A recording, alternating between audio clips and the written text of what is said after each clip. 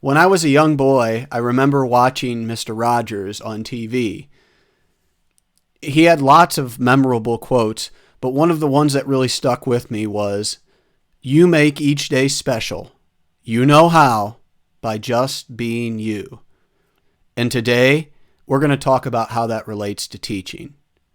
I'm Mr. Dan Miller. Welcome to Teacher Tips.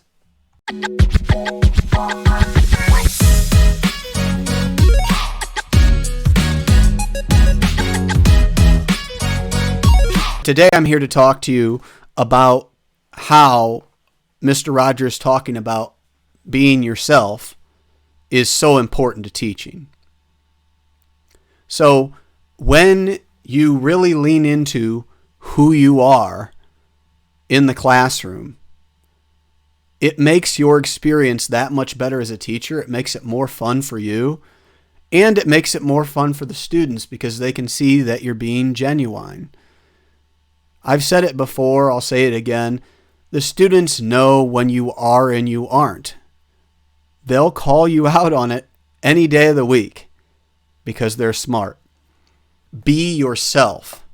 And in being yourself, I mean lean into your personality in the classroom. So your interests, bring those into the classroom in the way you do things, into the projects that you have the students do, into the classwork, into your display, into your behavior management plan, into the way you carry yourself. Make all of that a part of your daily educating. You need to lean into who you are. Make your personality a part of what you do.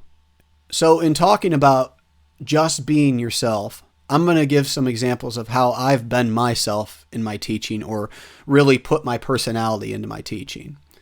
As you may have already noticed, I'm kind of big into bow ties. I have like 200 of them. And once I started getting many of them, I thought, well, I really like bow ties. How could I bring that into my teaching? Because I have fun with the idea of bow ties and wearing different ones on a regular basis. So I came up with a behavior management plan. Well, not really a behavior management plan, sort of a positive behavior intervention support plan, a program to celebrate students who make good choices that I call Dan Miller's Dream Division, or sometimes I'd abbreviate it DDD. I really like alliteration, so it had to have the 3 Ds with it. So Dan Miller's Dream Division. I had my sister trace/draw a picture of my face, and she offered to do it very willingly, which I'm very grateful for. And so I put a couple of those pictures, I made some copies of it and put it on a bulletin board.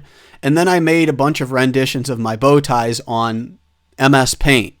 It took some time, but I basically made miniature versions of the bow ties. I have about, 30 or so of them I made miniature renditions of. Or some of them later I got smarter and I just took a picture of my actual bow tie and then, cut it out or whatever using a photo editing app like GIMP. And each week I let a student, or I picked out a student from each classroom who was making good choices, and I allowed them to pick a bow tie, and all the bow ties were along, like in a little box along the side. And they were able to pick one out and actually pin it on my face, and I would wear that bow tie later in the week. So the kid would really enjoy getting picked out of the rest of the class and getting recognized for making good choices. I would enjoy getting to wear my bow ties, and I would get to have fun doing it because I'd get to wear bow ties, which I already liked doing. I kind of invented that, but it was because I wanted to lean into who I was, into my personality. That's one example. So my second example is related to middle school. So for middle school, I taught math for a number of years. And I wanted to think about my interest in Batman and how I could use that. Now, of course, at school, I had the little, I had Batman like figurines and things like that, and students would bring me those. But I thought, how could I actually use this in teaching the kids? So I took a picture in the style of like the Bruce Timm Batman the Animated Series Batman. I'm not sure who actually drew the picture, but credit to them for that. I got very close to tracing Batman's face image with his eyes squinted. Some of you may know what I'm talking about. And I put that on there and also put a bat in the top left corner. and I had the students graph points that I listed. Now, they matched what I wanted. The students had to graph in all 4 quadrants, so they had to take points from all 4 quadrants and put them on there, and then connect the dots. They also had to use, obviously, since it was all 4 quadrants, they were using negative and positive numbers, and I even made some of them in between blocks, so like halfway, like 2.5. So not only did I get to teach the concepts I wanted or that the students needed to know about graphing, but I was also able to implement or put my personality into what I was doing. The students had a lot of fun when they got done, and they're like, "Mr. D, did you design Batman?" And I'd be like, "Yes, I did. Don't tell anyone else now so you don't spoil it for them." But they had fun seeing what it was. I had fun making it, and it made for a better teaching experience overall by leaning into who I am and my personality and what I like. So use your personality and use your interests. Those are 2 examples I used over the time when I was a math teacher. Now that I'm a STEM, technology, computer science teacher, I still lean into my personality and who I am in my teaching and in ways I do things, but I've done some different things. So the first thing is I teach STEM, technology, and computer science, but I don't actually have a room. I teach all of the 400 plus students in our K through 5 building this subject area. And so I have a cart. So the first thing I thought when I got the cart is, it was this bland black cart with a couple of trays on it. And I'm like, well, I roll around my laptop on it. But these students have no idea who I am. They have no idea anything about me. I want them to know who I am. And so I leaned into my personality and the things I like, and I put, Batman figurines on the top, and I stuck a Kermit the Frog on the side because I can do Kermit the Frog's voice. And, I put an Albert Einstein poster on the front that talks about thinking. All of these things because they show a little bit about who I am. I designed my cart like that, and soon I had students giving me Batman stuff to add to the cart, to put on there at the top of it. So I designed my cart so that it would fit my personality. So when students saw my cart, they already knew something about who I was. They looked at it and they go, "Man, this guy, he likes Batman. That's pretty cool. What's this Kermit the Frog stuff? I wonder what that's about." Or they looked at the front and go, "Oh, Albert Einstein, maybe he likes science.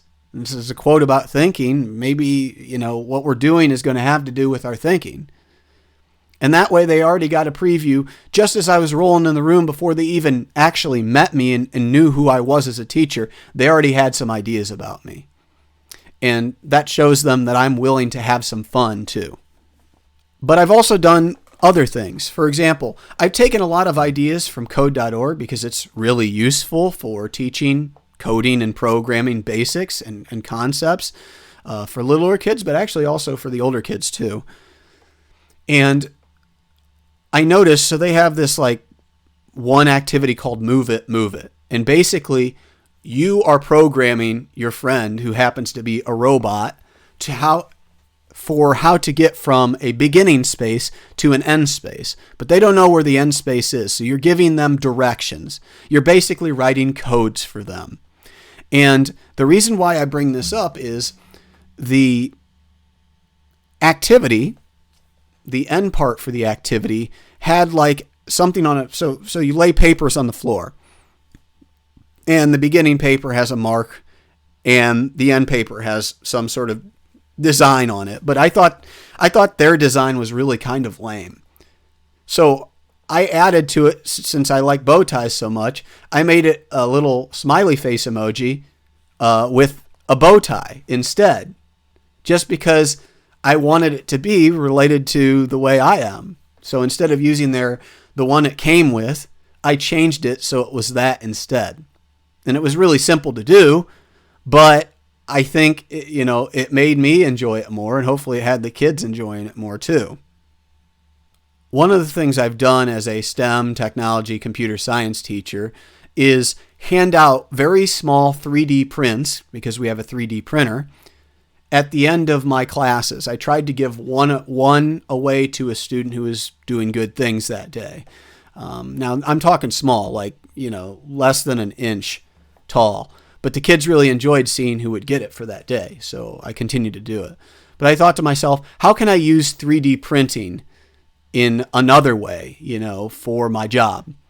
And then it came to me, I can make an award. I can make an award for the kids that, in the long term have done a really good job in STEM technology, computer science.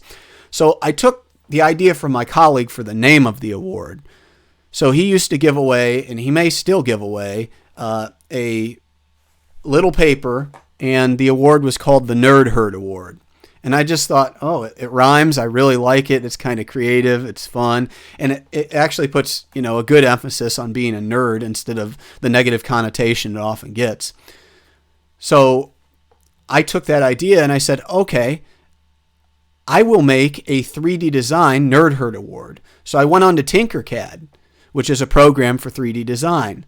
And I leaned into my personality with bow ties, because bow ties and nerds obviously go together.